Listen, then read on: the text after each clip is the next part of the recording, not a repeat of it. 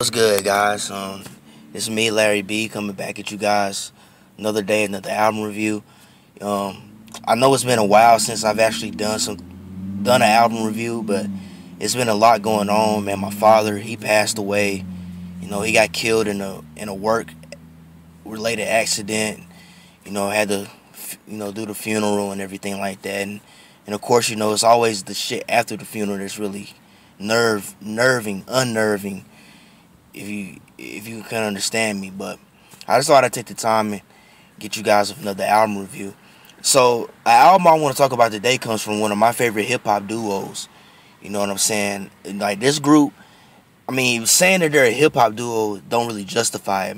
I just say they're a musical duo because they're really unorthodox. They really go beyond the boundaries. You know what I'm saying?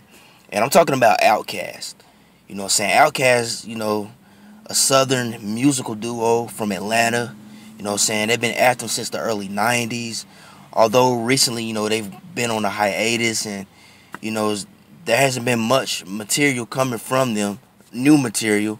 Besides the, I know they got this reunion they did, this concert reunion they done. But, they've churned out some classic albums, mind-blowing material. Both artists, Big Boy and Dre, are talented. They're just amazing artists, man. So the album I want to talk about today is in my opinion, their best album. And that would be ATLiens, which is their second album, released in 1996. You know what I'm saying? There's a lot of division between fans of Outkast on which album is their best. Some people say Aquemini, others say ATLiens. I'm definitely the ATLiens guy. You know what I'm saying? And mainly because this album holds a special place in my heart, man, because this was like my introduction to Cast. You know what I'm saying? I remember all the songs, the singles, you know what I'm saying, being played on the radio constantly back in the day.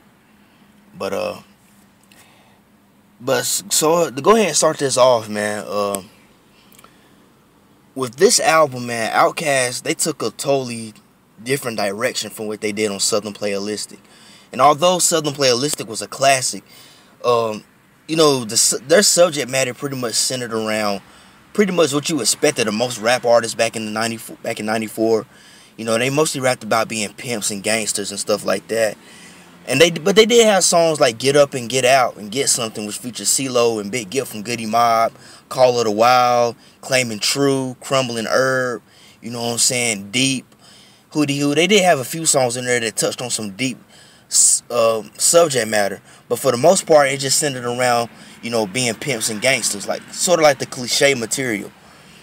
But a lot of things that influenced their new direction for ATLiens was in 1995 at the Source Awards. I think Outkast won for like best new rap group or best new rap album. I'm not really sure, maybe some of you out there can clarify on that. But that year, the Source Awards was being held in New York, and this was like in '95. This is when like the East and West Coast rivalry was like kind of starting to heat up, and Cast they were up against some New York acts. Don't know all the acts they were up against, but I do know Smith and Wesson from the Boot Camp clip was one of them. But anyway, they won the award, and when they went on stage, they got booed by the crowd, and that's when Dre said his famous quote, the South got something to say. And after that incident, Big Boy and Dre, they started feeling like they were aliens, because they were from the South, and they were coming with a whole new different perspective. You know what I'm saying? At the time, the West Coast was dominating, and the East Coast was making its resurgence back in the game with, B.I.G., Nas, and Wu-Tang, and Mobb Deep. A lot of those cats that was part of that whole mid-90s East Coast renaissance. But, Cast and, like, Goodie Mob, all those cats, man, they were coming from Atlanta. They was coming from the South, and they were coming from a whole new different perspective. And it's like nobody was really trying to listen to what they had to say. even though what they had to say was important and it was good and it was great and there was talent behind it. So that went in a lot to the whole extraterrestrial alien theme behind the concept behind this album. Also, Goodie Mob, you know what I'm saying, close associates of Outkast, Dungeon Family affiliates. I mean, not affiliates, but alumni. Dungeon Family alumni. They released their debut album a year prior in 1995 called Soul Food. A lot of people thought that Goodie Mob was going to be like another Outkast. You know, I guess because of their appearances on Southern Playalistic.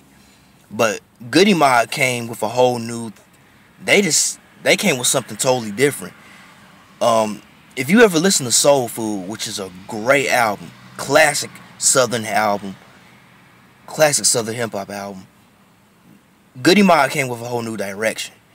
I mean, they were thorough dudes from the hood, but they chose to be positive with their music, and they came with deep messages, man. I mean, the song called Guess Who from that album was one of the greatest dedications to mothers I've ever heard. They just came with a deep, soulful album that touched on like the hardships of living in the South, and it just inspired a lot of artists like UGK. It inspired like their Riding Dirty album, and it inspired Outkast. It made them want to step it up and like, yo, we need to go a new direction, man. Like, we need to try something different. So that's what they did with this album, ATLiens.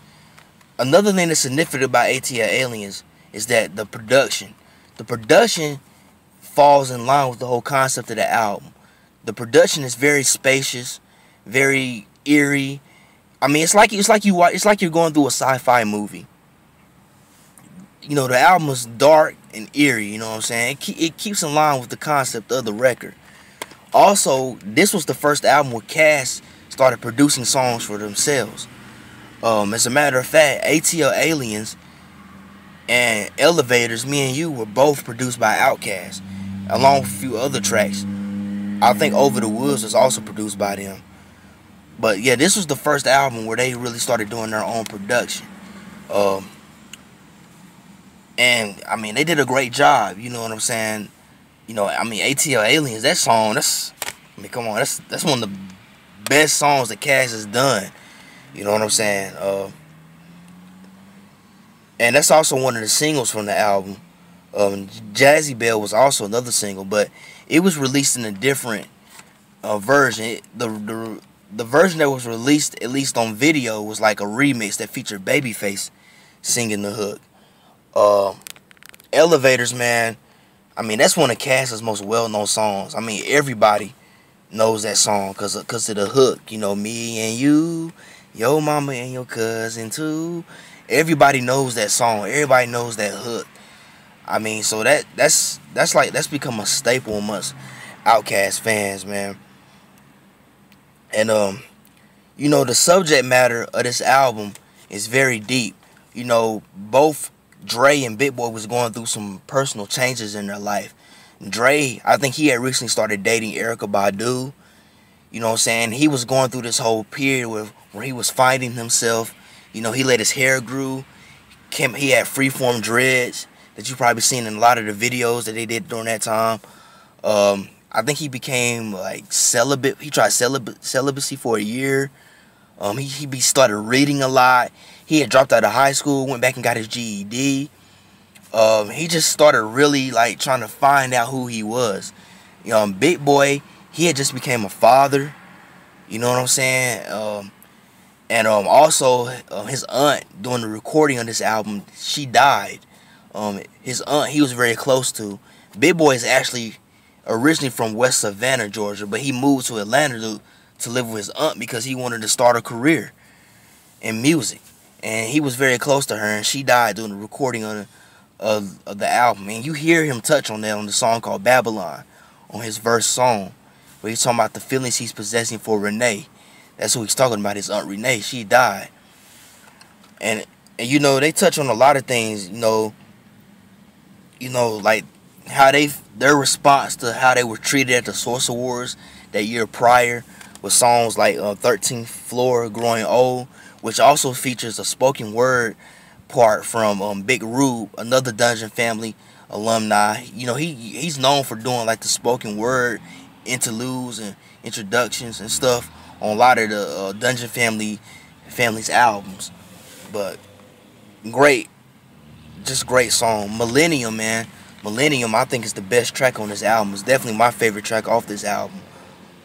You know, especially Dre's verse. Dre's verse, you know, where he talks about how, you know, life not turning out the way he expected it.